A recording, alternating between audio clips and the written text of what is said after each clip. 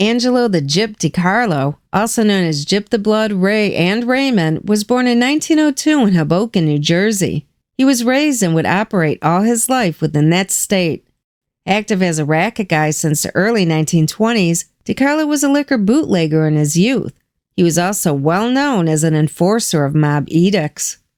DeCarlo was overheard on an early 1960s wiretap reminiscing about being formally inducted into the Luciano family since 1947. He was a highly respected member who became a long-time Capo di Decina and Vito Genovese's crew. He was said to have been very loyal to Vito and was one of Genovese's top bosses for the state of New Jersey. Gyp DeCarlo's activities included numbers, crap games, bookmaking, shylocking, strong-arm work, extortion, and bar infiltration.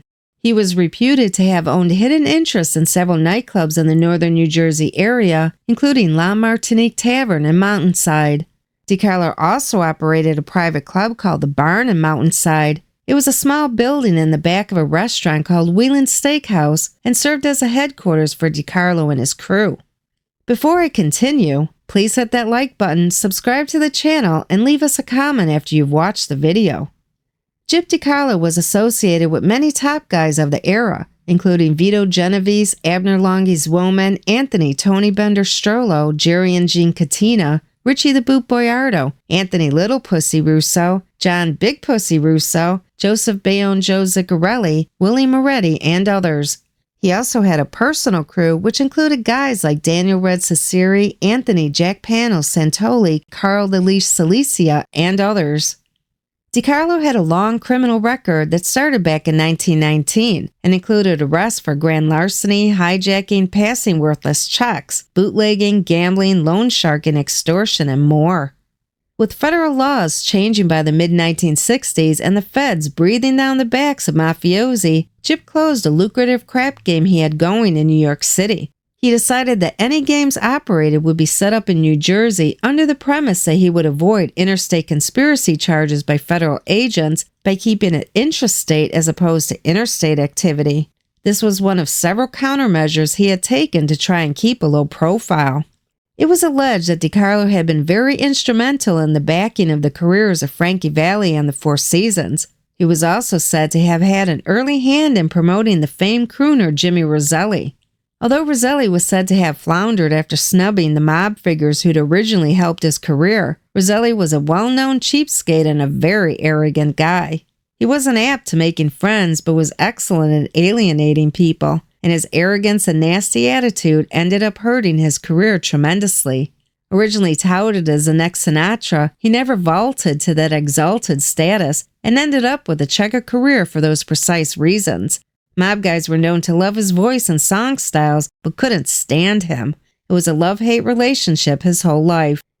In the early 1960s, FBI agents surreptitiously started planting bugs among select targets of the Mafia in New Jersey.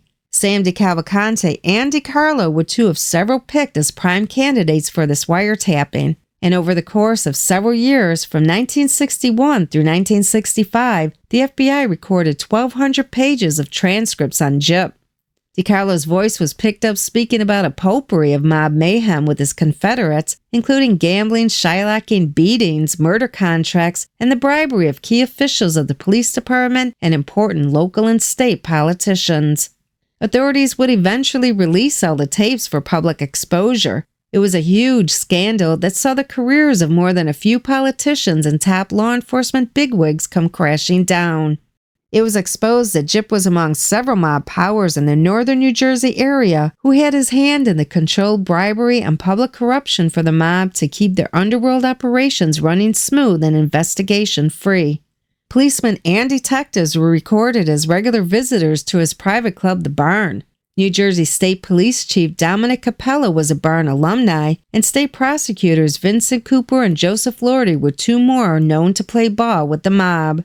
DeCarlo was also an integral figure in the systematic bribery of Newark Mayor and mob associate Hugh Addonizio and top politician John J. Kenney, among many others.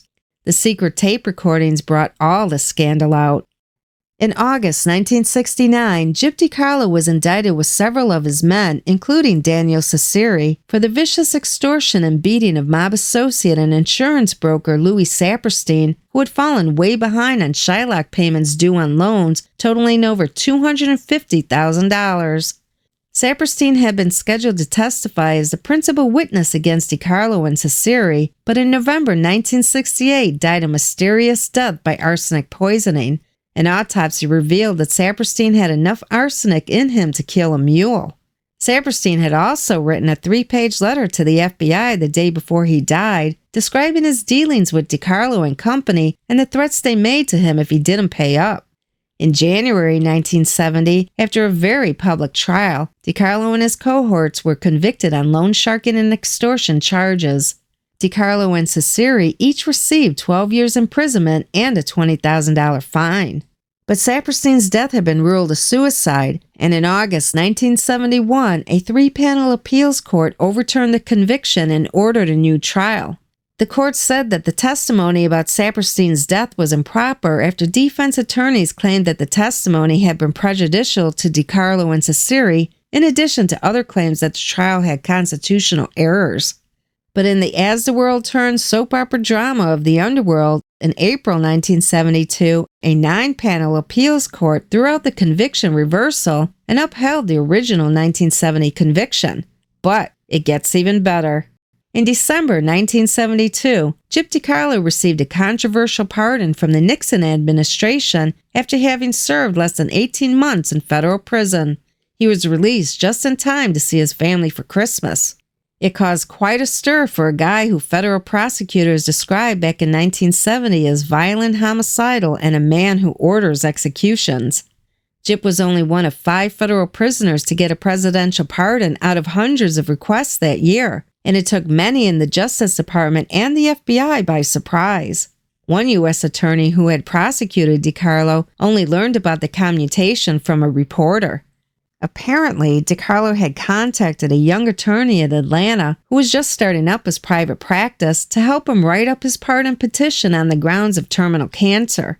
The attorney told one newspaper in 1972 that he never heard from DeCarlo after he was released, and he was never paid. According to that same newspaper, after DeCarlo's release, the FBI put him back under surveillance where they supposedly tracked him continuing to do business as usual, being chauffeured around to meetings with old mob associates and so forth. Later, a Senate committee questioned White House counsel John Dean and Vice President Spiro Agnew about a potential bribe being paid for DeCarlo's release, and Frank Sinatra was alleged to have used his influence in the White House to aid in the effort.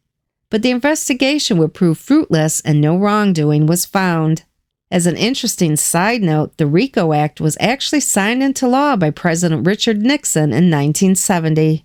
But despite all the drama, Angelo "Gyp the Blood" DeCarlo died at home from prostate cancer on October 20th, 1973, less than a year after he was released from prison. He was 71 years old. Be sure to check out the button guys of the New York Mafia website at www.thenewyorkmafia.com for more stories about New Jersey mobsters and other mafia history. But before you go, please hit that like button, subscribe to the channel, and leave us a comment. Thank you for watching. Until next time.